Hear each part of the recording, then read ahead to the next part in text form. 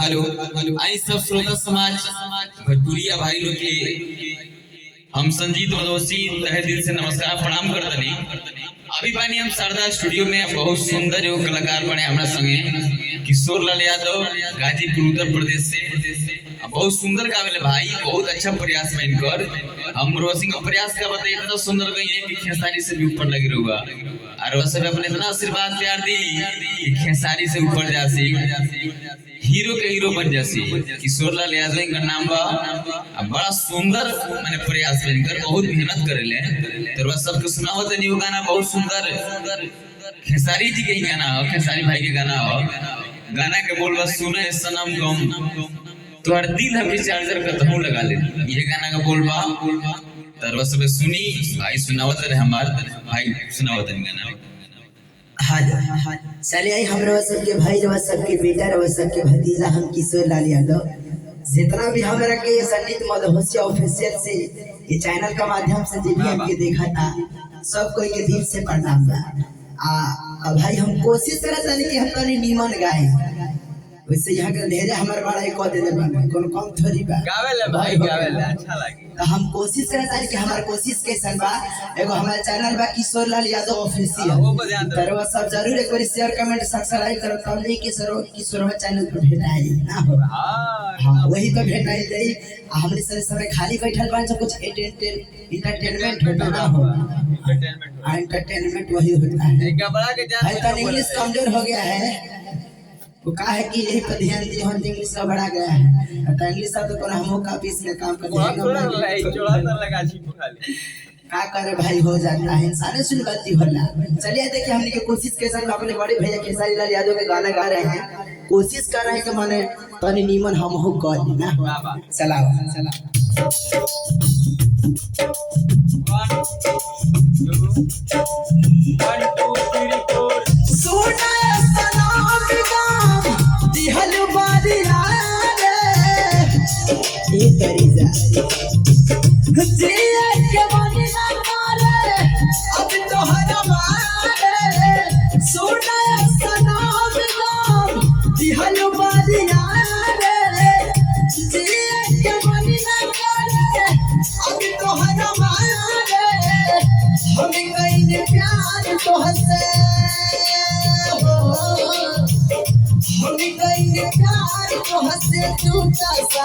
तुहर दिल हकी चार जा पटही लगा दे तुहर दिल हकी चार जा पटही लगा दे तुहर दिल हकी चार जा पटही लगा दे। और वैसे बताइए कि गाना कैसा लगल फिर तुरंत हम अंतरा गवाए हमरा आशा ना पूरा विश्वास दरो सबके आशा लगी अब पसंद आई तो सब शेयर सब्सक्राइब जरूर करें। हमनी के मेहनत के मैं रिजल्ट देवे लोग से बानी रो सब रिजल्ट देम तो हमनी खुशी होई कि जब लड़का पढ़ेला मेहनत करेला जब ओकरा मार्क्स मिलेला लड़का बहुत खुश होला हैप्पी होला दिल से धन्यवाद लगे टीचर के अब पढ़ावे वाला के तो सब भी गाना के सुन के आंसर भी गाओ बतानी हम आंतरा कहिए ई सुना बताएंगे सुन लियो सब यही तरह एकदम अपना भाई पे प्यार बनौले रहे हम कोशिश करते हैं आप ही लोग नेता सभी नेता बनाते हैं इसी तरह प्यार बनाए रहिए अपने भाई पर। हमने को कोशिश करते हैं कि अंतरो गालिब से ना हो, हाँ अंतरो में कोशिश करते नहीं आओ आइए अंतरा गाते हैं।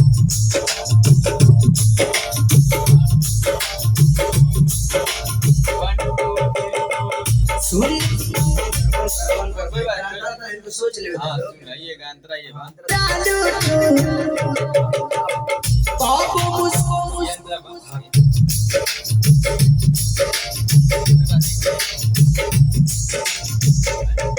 पापो मुस्कुरा लो तू पापो रूठ जालो तू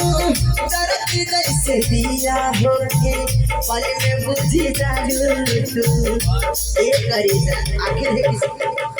पापो मुस्कुरा लो तू पापो रूठ जालो तू दर्द जैसे दिया हो के पल में बुझी जालो तू सुतलो में आके सपना में हमारा की जगावेलू देखो सपना में हमरा की जगावेलू तोहर दिल हकी चार चार कहीं लगा देलू तोहर दिल हकी चार चार कहीं लगा देलू तोहर दिल हकी चार चार कहीं लगा देलू हम दिल आसमां के बसलू अब से कितनी बारी के कहानी ना खलाल कइलू ईश्वर के सारी के बाबा ऐसा हम दिल आसमां के बसलू सूरज के सारी के कहानी ना खलाल कइलू हो पंकज मुरारी के पैसा पकड़ प्यार जान हो पैसा पकड़ प्यार जान हाँ एक सारी के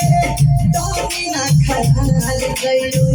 हो पंकज मुरारी के पैसा पकड़ प्यार जान हमके भगा देलू तोहर दिल हकी चार चार कहीं लगा देलू तोहर दिल हकी चार चार कहीं लगा देलू तोहर दिल हकी चार चार कहीं लगा देलू एकदम ये प्यार बनौले रही हमने सब कोशिश करत तानी सकी ताकि और निमन कर सर वो सबके एंटरटेनमेंट करा सके और वो सब सुन के बताए कि अपना भाई के कोशिश के चलवा एक बरेली यहाँ से बात करें हाँ हमारे गुरु तुल्य संगीत मधुहोशी जी यही हमारे राइटर है और निमन से निमन अब और सुबह यही लिखे निकरबा खान कौन सी करे के भाई के पढ़ते ये तो पर्चे का मोहताज थोड़ी है तो सब जानता है हम है ना अलबानी भाई लाई यही तेरे से प्यार दुलार बनेले रह जेंगे बड़का भैया के प्यार कर ले रहे संग यही ते अपना बेटा अपना भतीजा अपना भाई के लिए प्यार सब दुलार दे यही तरह की सुनावर सब के नया सुनावत रही और हम कोशिश करते हैं कोशिश करने में क्या रहता है का एक बार करने में देख हाँ और जीएसटी थोड़ा लगे बाकी जीएसटी कट जाए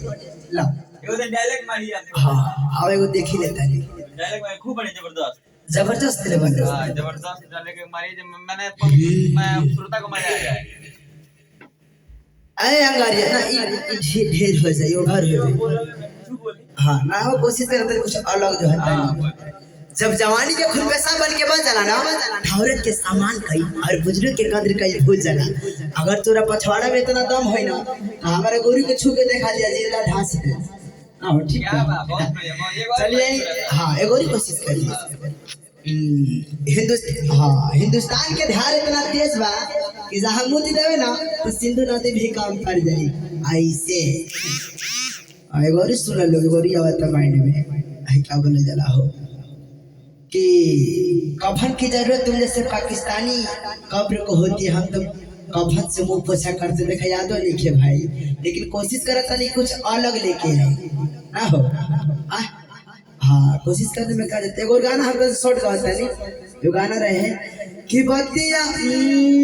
बतिया बुझाए खेसारी अने खेसारी भेग गाता नहीं कि बतिया बुझाए खेसारी देवरा करो तुम्हारा हमारी अभी तो छेड़ता गाँव के लोग उल्टा गाता नहीं का भाई ना हाँ उल्टा गाता नहीं भाई श्रोता ये एंटरटेनमेंट न करा कोशिश करता नहीं भाई भुला तली गाना हम देखा ढेरे के अरे माई हमारा के नहीं हरी बोला ले हमारे मरद अभी बाचाबा की बाते बाते में सुरी जा हमारे छुछे बीतेला हमारी रहा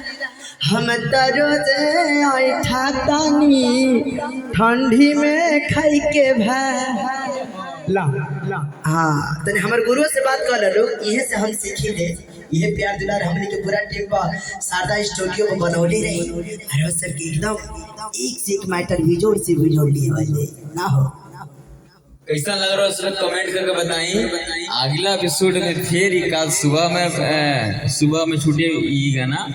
और वो सब सुनी संजीत मधोसी ऑफिशियल के माध्यम से। अब फिर शाम में कुछ नया चीज सुनने को मिली। पर डे 2 गो गाना रवा सब के मिली संजीत मधोसी ऑफिशियल पर किशोर लाल यादव के आवाज में, और वो सब जरूर सुनी। नमस्कार, प्रणाम।